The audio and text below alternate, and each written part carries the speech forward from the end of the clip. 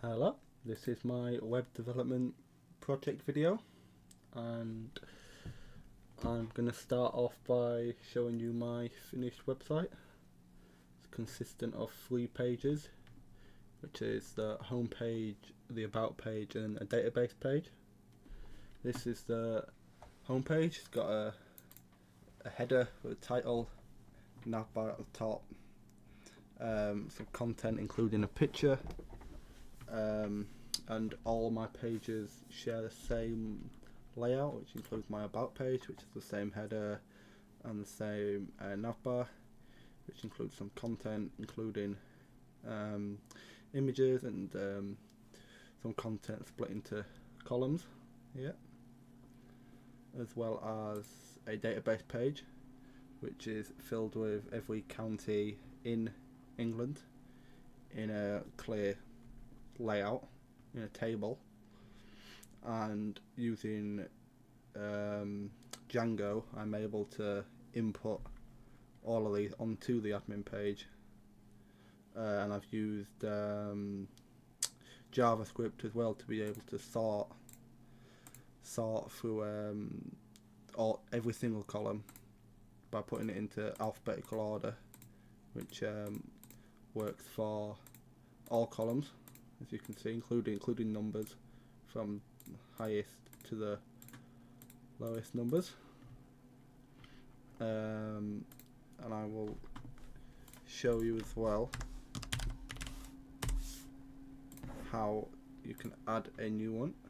So here they all are, all 46. You can add one here if I do like test up north in let's do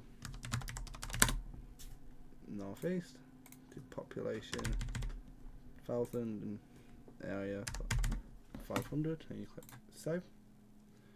And then if you go back to the original page, it should be right at the bottom here before it's sorted.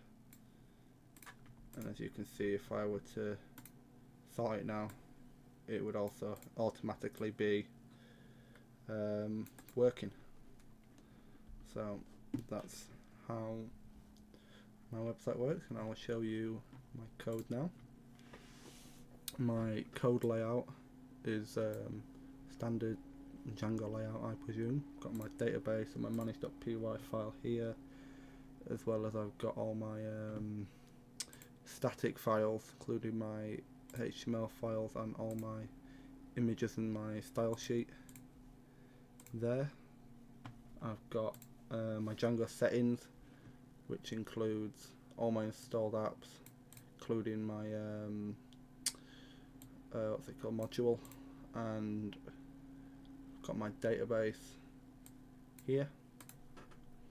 On my admin files I've also got my module as well being registered, and my module itself here, you can see I've done all fields, made sure I've got them stored as characters and integers here, as well as putting a max on the strings, and you've got my URLs here, which is how each page is able to run, if you will. Got all 3 there, and my views as well. I'm able to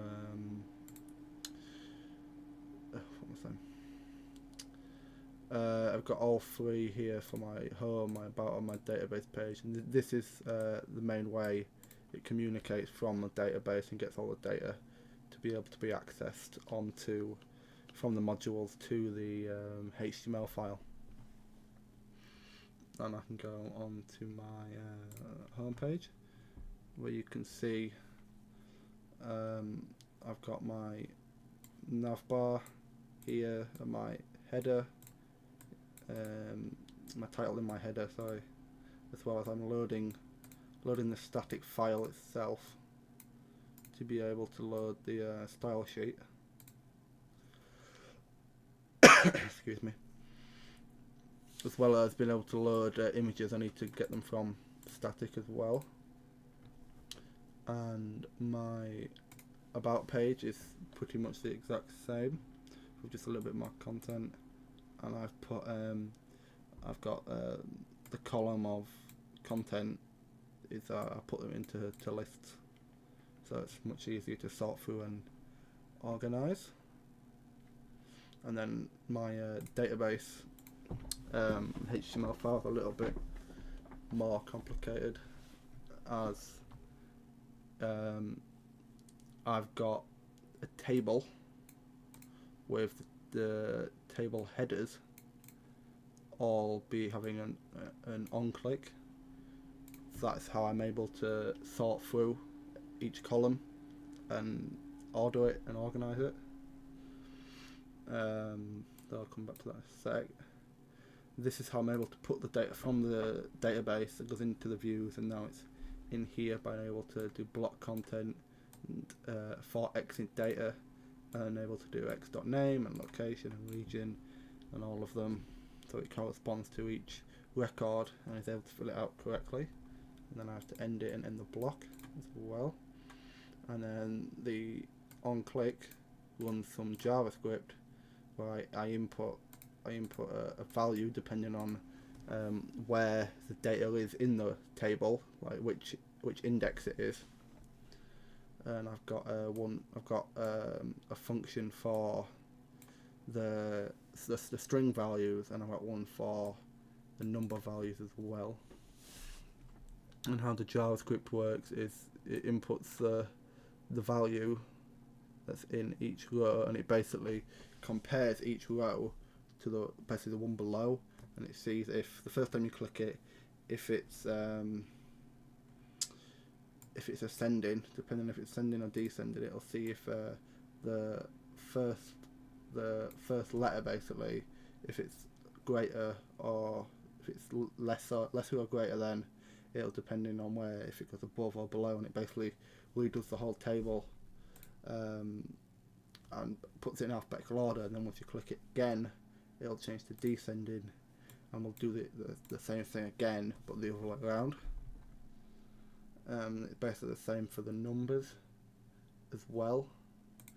It basically is a bit easier because numbers are a lot easier to compare if it's lower or greater than it is to a alphabetical letter, but it works the same by switching the rows to be higher and lower, which allows because obviously if you didn't do that, if you just did it the same as this, it would just see the 1 and the 2 and the 3 and the 4 it's all the same, so it would see 100 and 1000 as basically the same, but obviously the numbers don't work that way, so I had to do it differently for the numbers.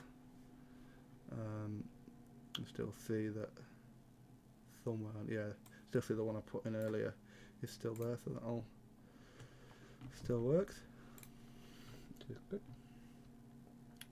And I think that's basically, I can open my manage.py here as well, which is all working. I think that's pretty much not done. Yeah, that pretty much is everything as well on my style sheet as well, which is what the HTML files use. They all share the same style sheet for consistency with multiple fonts, and all the different nav bars are, make sure they're all the same, which is good. And I've got, this is where I store my images locally as well. And I think that is pretty much it. Nothing else I'm missing there. I think the main thing that took the most time on my website was the database, having to put it in, working with Django, but I got it working in the end, and I'm pretty proud at getting it working. So thank you for watching my website web development video. Thank you.